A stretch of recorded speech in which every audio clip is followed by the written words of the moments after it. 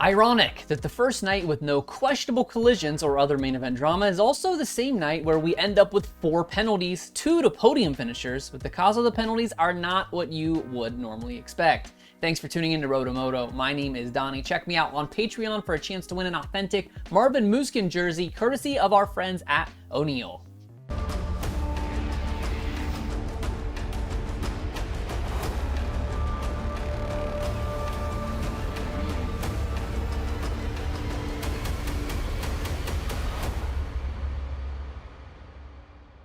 The penalty report reads with 2 in each class, 2 from the 250 main, 1 from the 450 main, and another in the 450 LCQ. The first of the night was the LCQ, and the only actual on-track infraction, with Alex Ray being docked 2 positions in the final result due to an advantage that he gained while off course.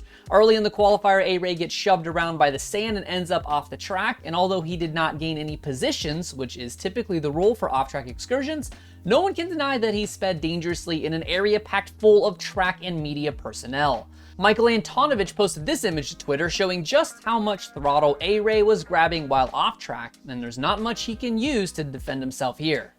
Silver lining, I suppose, is that he was just seconds away from stealing the final transfer at the finish line, which would have hurt way more had this penalty would have pulled him out of the main event instead of just a small shot to his wallet. The next race was the 250 main event, and it features 2 riders that are on the penalty report, but both of them occurred after the checkered flag flew. Both race winner Hunter Lawrence and runner-up Max Anstie failed to report directly to the impound after the main event. While it is unclear if this means that they took a pit stop somewhere else before eventually taking it to impound, or if they just skipped it altogether, it is a formality that must be followed. Both were given just a written warning, which is the final stop before suffering real penalties after, and it is worth noting that reputable sources say that Max Anstie's bike was protested by a top team after his dominating second place finish. Many speculate that it was the Star Yamaha squad, as they were soundly beat by the Brit and have a reputation of protesting silly things in the past, but that cannot be substantiated at this time.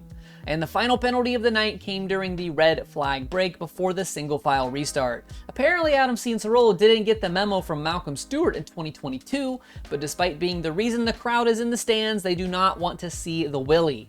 AC apparently took a little pee break behind a porta potty during the break in a rush before the restart, and that is an obvious no-no. It is unclear why AC didn't use the trackside porta itself and opted to drain beside it, but either way, it is just a $1,000 fine as outlined by the 2023 AMA Supercross rulebook.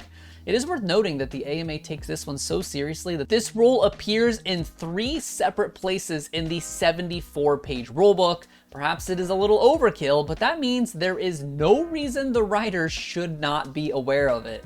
It has been a relatively mild season on the drama front compared to last year, so let me know in the comments, are you happy that we're getting good, clean racing from all of the guys at the top of the field this year, or are you secretly yearning for some more of those spicy moments that made 2022 so memorable? Thanks as always for watching RotoMoto. My name is Donnie. Keep it pinned to the weekend.